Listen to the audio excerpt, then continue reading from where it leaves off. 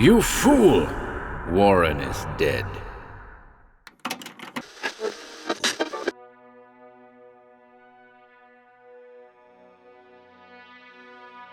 Welcome to Horror Babble. We're thrilled to be back with a new original today, Night of the Nuckelavee. The story concerns a wet and windy evening on a remote Scottish island in which a man and his dog come into contact with something strange that has washed up on the beach. Thanks go out to the hugely talented Vishnu Prasad for his work on the illustration for this one. See the video description for links to Vishnu's incredible work. This recording is dedicated to our Cthulhu and Yellow Level Horror Babblers on Patreon, each of whom is named in the video description. As always, we thank you for supporting our work.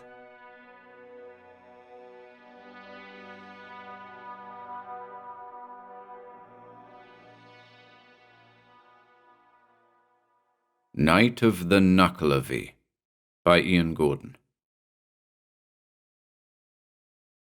I've lived on the island for 13 years. I wasn't born here. I'm a townie, born and raised on the outskirts of a major conurbation.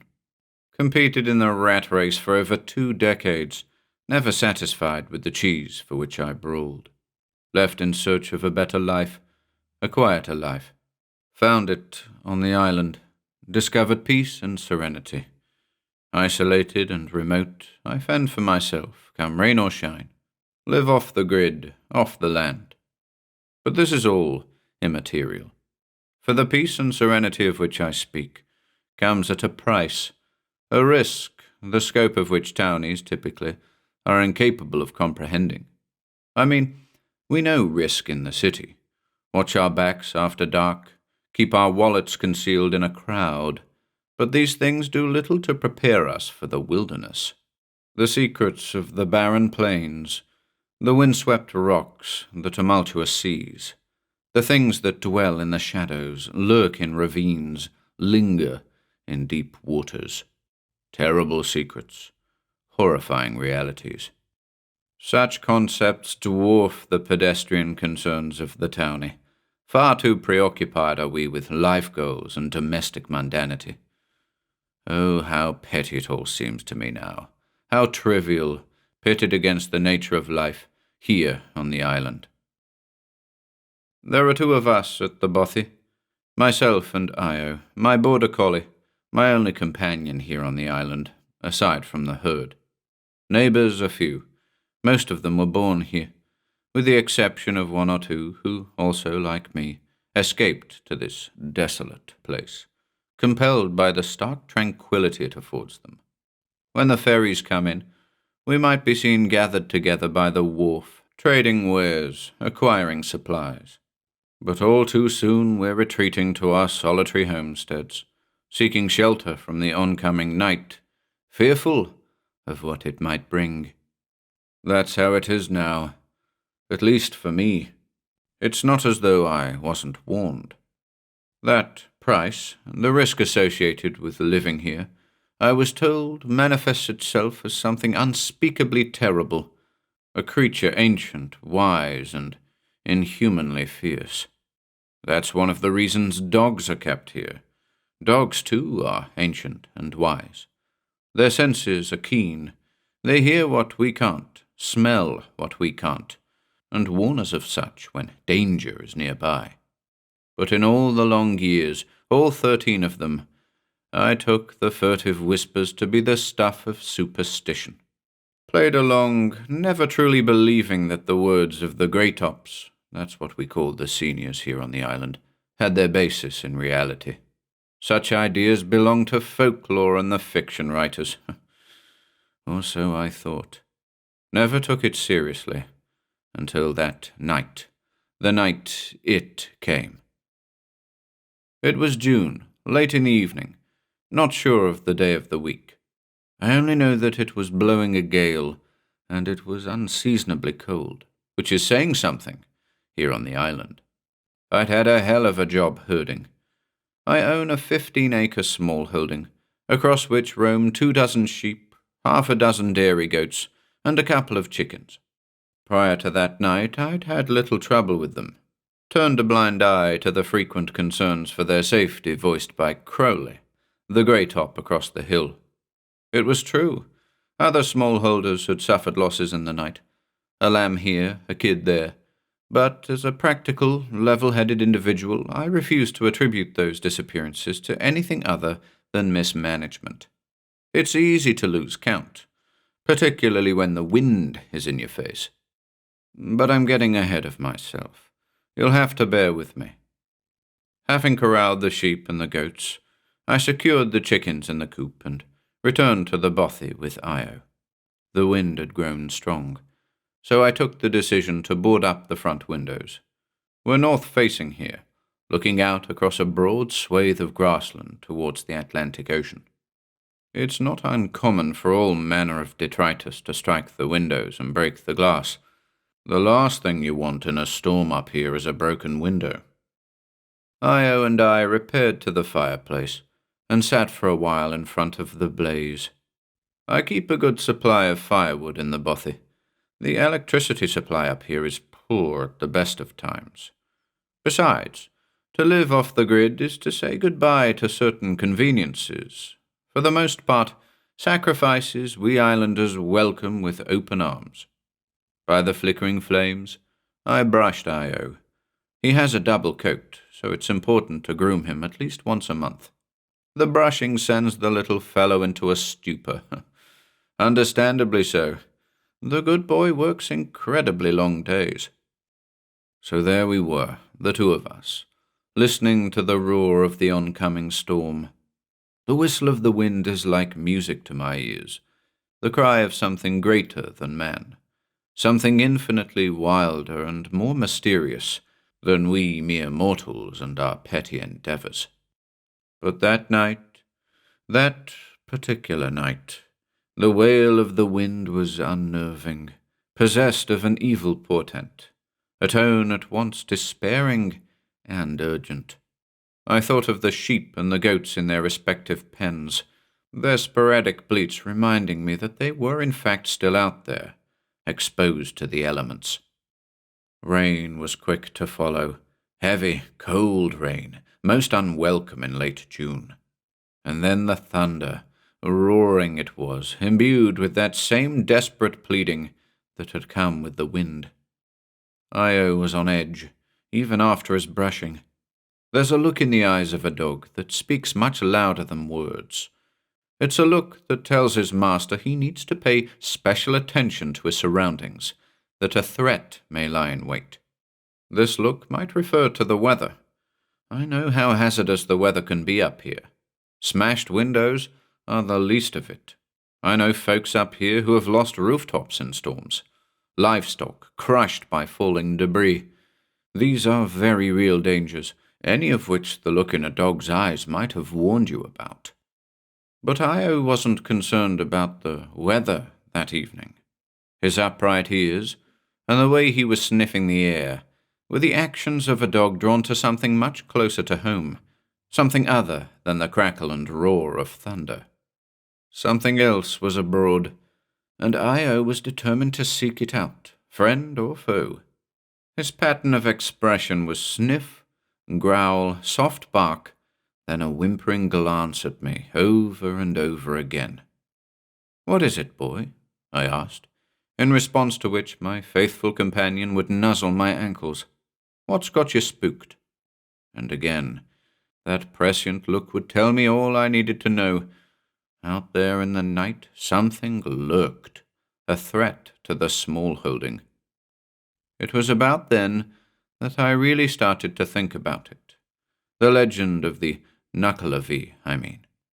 Orcadian demons are rarely discussed openly here on the island, though, as I've already intimated, they're often whispered about. I mentioned old Crowley earlier with good reason. Crowley, the mad grey-top, was the man who introduced me to the idea of the terrible, horse-like entity known as the Nuckelavee. Not that he gave the creature a name, I might add. I ferreted that out for myself in a book on the subject of Orcadian mythology, which, as I'm about to quote, describes the thing in some detail. Always a threat to livestock, goes the entry on the creature. The deadly, half-man, half-horse they call the Nuckelavee is confined to the coastal caverns throughout the fertile months by the kindly summer protector, the sea-mither. Which brings me neatly back to Io and me by the fire. Listening to the good boy's growls and whimpers, it suddenly occurred to me that perhaps the sea-mither was away from her post. With the storm raging outside, the spirit of summer was evidently far from home. Spurred on by her absence, the half-man, half-horse had emerged from his rocky bastion, frenzied and ravenous. The notion of a wild beast preying on livestock had only ever been a faint, nagging doubt at the back of my mind, an irrational fear born of infantile superstition, I thought. I'd lived through many winters prior to that June evening, and had never truly believed that the Nuckelavee might be out there, waiting for an opportunity to pounce. Those animals that disappeared over the years, hapless creatures that took leave of their senses and wandered off the beaten track. Happens to us all at times, doesn't it? More than once I've found myself atop a craggy peak here on the island, lost in a blinding fog, cursing myself for having left the bothy without a compass. We all lose ourselves from time to time. It's in our nature. But such thoughts were anything but reassuring that night by the fire, with Io softly barking and the sheep bleating. "What is it now, boy?" I remember asking, as Io climbed to his feet and approached the boarded window of the living area. "What's out there?" I called after him. The good boy only looked back at me and whimpered. In the moments that followed, I heard something. A crash like a ship running aground, distinctly audible, even above the roar of the storm. Io heard it too, for he let out an almighty howl, and his tail shot between his legs. I've never seen the young chap so cowed. "It's okay, boy. There's nothing out there," I said, approaching Io and patting him on the back. "Come on," I instructed, returning to the fireside. Adding a couple of logs to the fire, I filled the cast-iron kettle. What Io and I needed was a good strong cup of tea. We'd sit there by the blaze and ignore the uncanny sounds outside. Besides, the Nuckelavee wasn't after us. It was after the herd. We could spare a sheep or two for a quiet life, couldn't we? I laughed then, and shook my head, realizing the ridiculousness of my thoughts. And yet, Io's demeanor remained unchanged, ears raised, tail between his legs. Before long, the kettle was whistling, and I filled my mug to the brim. Io likes his tea in a mug too. He has his own, a big cup with the word "boss" in bold lettering across the side. In truth, he is the boss. Dogs that drink tea must be in charge, correct? The tea seemed to settle my nerves a bit, that, and the flicker of the flames in front of me. Add the drone of the storm, and you've got a recipe for relaxation. Well, under normal circumstances anyway. The thunder started to move away, to the west by my calculations, leaving the sound of pummeling rain in its wake. Over the course of 10 minutes or so, the rain too died away, leaving only the crackle of the fire and the wind, a gentler wind, blowing through the eaves. I became acutely aware of the stillness of the herd. The sheep were no longer bleating, and Io too seemed to be looking in the direction of the pens, his gaze quite literally penetrating the north wall of the bothy. All of my fears returned, those ridiculous fears based in folklore and fiction. From the labyrinthine caverns below the island, the ravenous Nuckelavee had risen to feast on my herd. The very thought irritated me, filled me with an inexplicable sense of solicitude. Instinctively, I rushed to the kitchen and withdrew a cleaver from the cutlery drawer. "Stay, boy," I ordered Io, who, to be fair to him, It remained stationary by the fire in the adjacent room. There are 2 doors to the bothy, the north-facing door to the front, and the east-facing door to the side, opposite the pens. Armed with several inches of sharpened steel, I approached the side door and put my ear up against the wood. It was deathly silent out there. Normally, I'm able to detect the tread of the goats as they traverse their pen, but that night, straining to hear by the door, I heard nothing whatsoever. My heart was thumping in my chest, thoughts racing through my mind such as, "There's no such thing as the Nuckelavee," and "Stop being so utterly ridiculous." But still, I hesitated prior to opening that door. And yet you can imagine my relief when, on opening the door, I saw the sheep and the goats in their respective pens, some 30 feet or so distant. Like Io, though, they were curiously stationary, like petrified trees, each of them dripping wet, staring towards the coast. I stepped out onto the boggy turf and followed their absent gazes north. Something had indeed surfaced from the sea. That crash I mentioned had been the result of a strange object coming ashore, a huge, shell-like thing that was faintly visible in the dying light. And when I say huge, I mean the size of a fishing trawler. It was vast indeed. As I studied the object from afar, Io arrived at my side, sniffing the air cautiously. "Funny smell, boy?" I asked him, noticing the bewildered expression on his face as he sought to assess the stench emanating from the thing on the beach. "Come on," I said, eager to investigate. We walked the 100 or so feet to the beach and stopped at the edge of the sand. "That's close enough," I said, looking to Io. The good boy was still sniffing the air wildly, perplexed by the noxious reek dominating the coast. I, on the other hand, simply stood there with a mouth agape, transfixed by the weird wonder that had washed up just a stone's throw from my humble abode. How do I describe it? Picture a scallop shell, yellowish-white with dark striations, but big as a boat, perfectly spherical, and covered with clinging green algae. That was the thing that was beached just a couple of feet ahead of Io and me on the sand. The smell of the ocean positively oozed from it. A stranger to the sea would have vomited on the spot. Even Io was on the edge. So what was this thing in front of me? A gargantuan scallop? A vessel of some kind? Was the fabled Nuckelavee said to have piloted a giant seashell? How preposterous. But that's just how it is with mythology, isn't it? A dusting of the dubious, a smattering of the supernatural. And yet, as I looked at the thing, studied its strange facade in the twilight, the idea of the thing being a vessel of some sort persisted.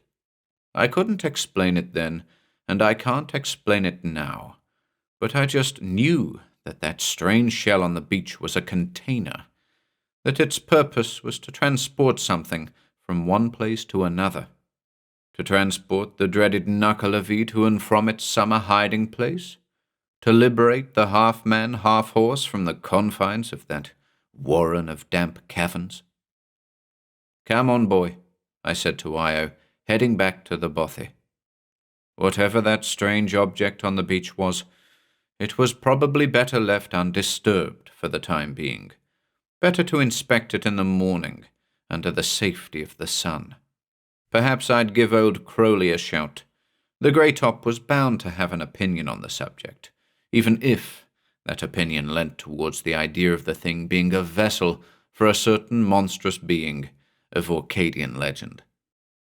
On my way back to the bothy, I looked in on the herd, said good night to the chickens. I'm good like that. I've always talked to the animals, given them names. Among the sheep, we've got colourful personalities such as Lisa, Nigella, Audrey, and Charles. A few characters among the goats, too. Natalia, Harold, Bill, and Vixen. Even the chickens have names. Steve, Claude, Nancy, Birgit. I could go on, but you get the point. Despite their apparent well-being, though, the animals were still strangely quiet. Rows of horizontal eyes glued to the object on the beach. The thing had me rattled too, but I was determined to hit the sack and reevaluate in the morning. I locked the side door behind me and headed to bed. Io took his customary place by the bedroom window, and I drew the covers up over my head, striving desperately to focus on the sound of the whistling wind rather than what I imagined were curious scratching noises coming from the direction of that giant scallop shell. I was dreaming. Standing by the entrance to a vast cave mouth, I watched as a number of flying objects dashed back and forth, disappearing into the aperture, huge seashells, all shapes and sizes, soaring through the air. But was that air through which the vessel surged? No, it wasn't. It was water. The seashells were under water. I was under water. I wasn't standing by the cave mouth at all. I was floating. As though gripped by the jaws of a vice, I found myself incapable of movement. I struggled against invisible forces, suddenly aware of the salt water filling my lungs. And it was then that I felt another force, like that caused by a vortex, drawing me towards the cave entrance, a dark, thirsty mouth from which I was certain there was no escape. Then I saw that the mouth was filled with teeth, row after row of jagged fangs. This was no cave into which I was being pulled. It was the yawning maw of some aquatic Goliath, and it meant to eat me, swallow me whole, just like the seashells. Much to my relief, well, a modicum of relief, I was abruptly woken by a succession of sounds outside. Io was alert too, growling. What were those sounds? I couldn't be sure. I'd been fast asleep. But it had sounded like a large, splitting noise, followed by a series of pops coming from the direction of... I didn't want to think about it. Wanted to go back to sleep. But there was no chance of that now. Io was on his feet, sniffing the air again. I flicked the lamp on beside the bed and studied my faithful companion. Saw that look in his eyes again. That look that told me there was a threat abroad, a threat assuredly attributable to that weird, beached seashell. The rain was coming down again, peppering the slates above my head, but it wasn't enough to blot out the bleating of the sheep. The herd was riled. Time to act. But against what exactly? Climbing from the bed, I threw my clothes back on and reacquainted myself with the cleaver I'd left out on the kitchen counter. Again, my heart was pounding in my chest as I moved through the bothy. Io had done his job well. I was alarmed, but reluctant to confront whatever was lurking out there without taking a peek first. There's a small window on the east side of the bothy that offers a clear view of the pens, and, owing to its size and orientation, doesn't require boarding up. In the forbidding stillness, punctuated by sporadic bleating and the rain above my head, I crossed the living room and stepped into the small study in which the window is located. Io was at my rear the whole time, alternately growling and whimpering. Visibility was poor, but I could just about see the pens in the gloom. Straining to look in the direction of the ocean to the north, only the dark rain met my gaze. And yet, somehow, I felt sure there was something out there, and after several moments pressed up against the glass, I heard it. Arduous, clumsy Shuffling. Io's whimpering increased. "It's okay, boy," I whispered, squinting in an effort to get a better look at what was moving out there. But I couldn't see a thing, could only hear it. A slow, rhythmic swish, swish, swish, as though a trio of bulky limbs trudged across the slippery turf towards my home. "Shit," I breathed, beginning to panic. I remember glancing at the cleaver in my hand, mumbling, "What the hell am I going to do with this?" It was the best weapon I had. But then I thought that perhaps a spade might make a more formidable weapon. But such items were in the barn on the other side of the pens.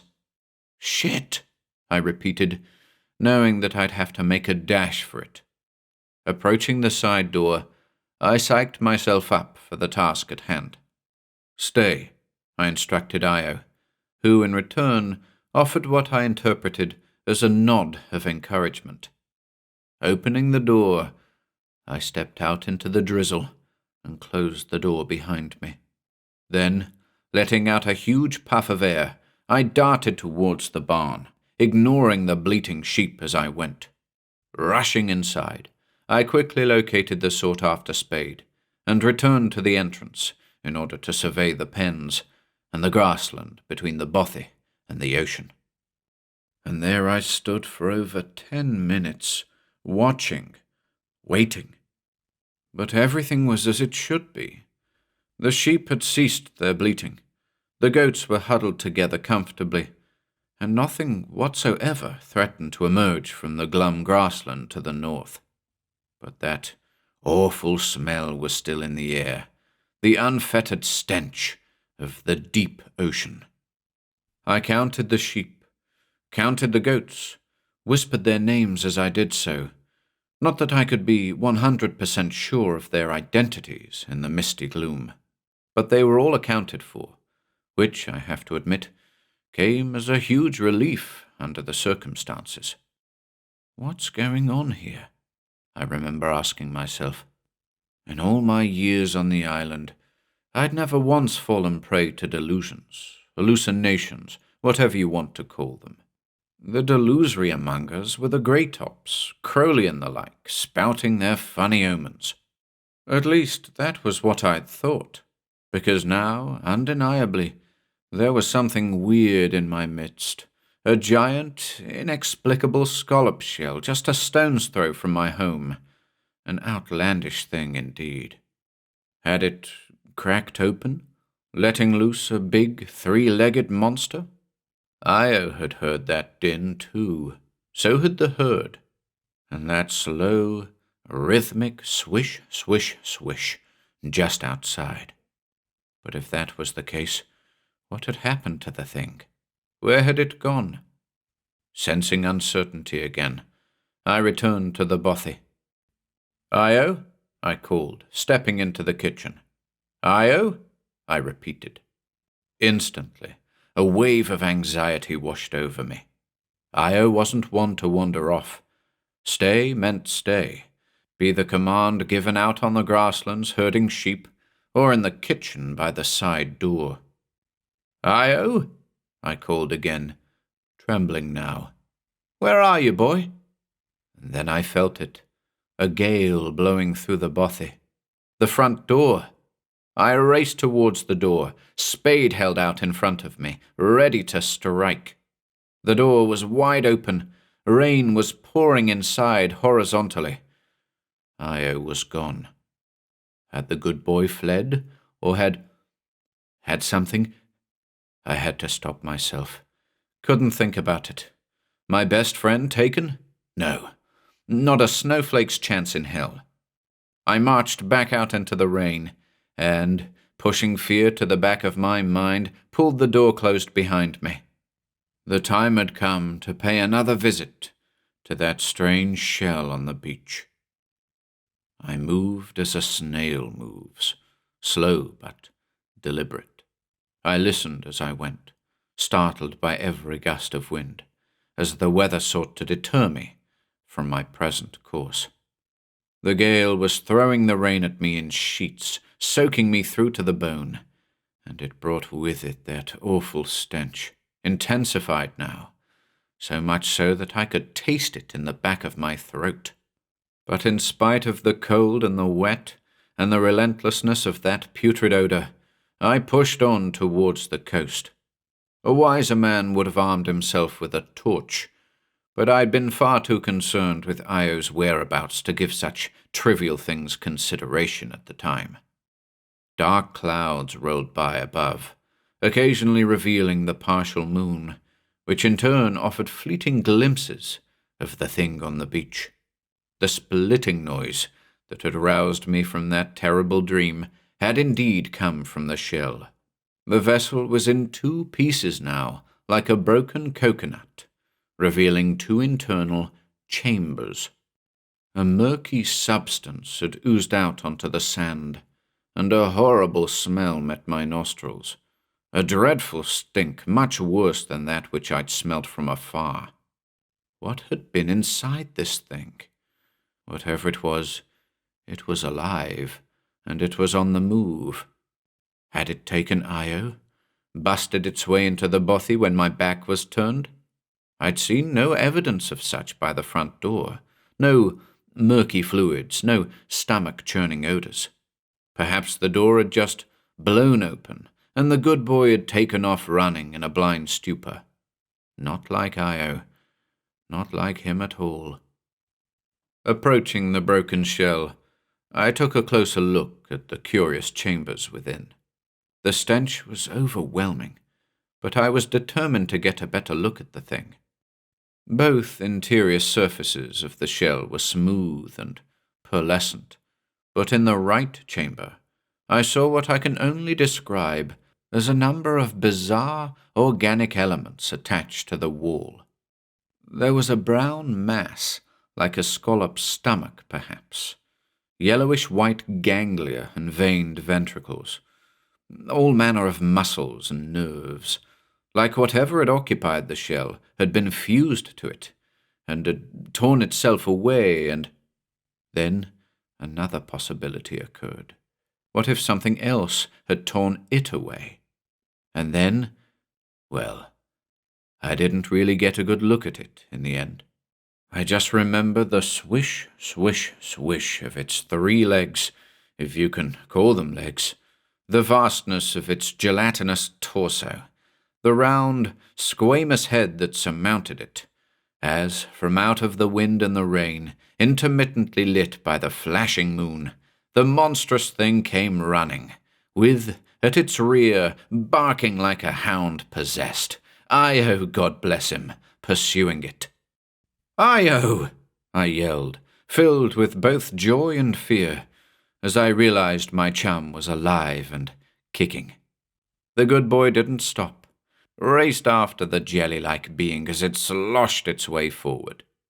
I dived out of its way as it came shambling towards me, unable to tear my eyes away from its appalling outline, a vast, bulbous, scallop-like mass of bits and pieces, both aquatic and terrestrial. "Io!" I yelled again, as my faithful companion neared the thing at speed. I couldn't make out the look on his face, but I saw the steadfastness with which he ran, determined to protect his master at all costs, prepared to do whatever it took to rid us of the threat to our livelihood, bearing down on the inexplicable creature that right there and then was bearing down on me, in spite of my efforts to be clear of it. And then came the thunder, the explosive report that put an end to both Io's pursuit and the life of the shambling monstrosity closing in on me. It was old Crowley, there on the shoreline, shotgun in his hands. Both barrels had deployed, buckshot tearing the bulbous creature asunder. Like a water balloon pricked by an overzealous child, the sloshing mass exploded before my very eyes. Mushy, putrid flesh peppered the beach like seaweed, dripping from me, Io, and the vast, split shell to my rear. The smell was... Well, I think I've said enough about the smell. Use your imagination. didn't deter Io, though. The good boy, whose pursuit had been disrupted by the blast of a shotgun, launched himself at me instead, licking my face with the fervor of a dog denied his master's company for 100 years. I sat in dazed lethargy for a couple of seconds, until I saw the ribald face of Crowley before mine. "Well now," he said, in that barely comprehensible accent, exclusive to the Greytops here on the island. "I've simplified it here somewhat. There goes his meal." "His?" I managed. "Whose meal?" "I think you know." "Wait a minute," he added, smirking. "You didn't think that was the Nuckelavee, did you?" I began, but words escaped me. Old Crowley shook his head and skulked off into the drizzly night, leaving Io and me on the beach, covered in mulch. And there you have it. Turns out that large, scallop-like shells wash up on the shores from time to time, and when they do, the fabled Nuckelavee comes out of hiding to feed on them. Old Crowley says I should watch my back, interfering with the Nuckelavee like that. Well, I couldn't care less about that half-man, half-horse.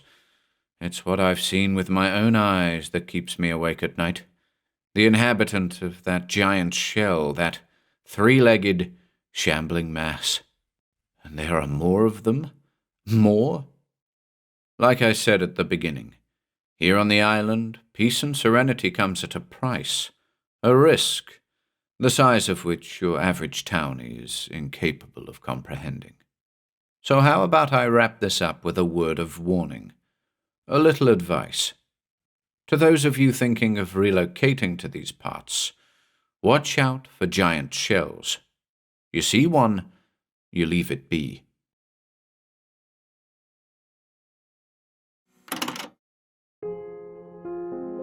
If you enjoyed listening today, be sure to subscribe to the channel by hitting the red subscribe button below. After doing so, click the bell icon next to the subscribe button to receive new content notifications. If you'd like to support our work and receive exclusive perks, consider becoming a channel member by clicking the join button below. To support us in other ways, see the video description for links to our Bandcamp and Patreon pages, our merch store over at Teespring, and further information relating to our releases on Audible, iTunes, and Spotify. And until next time,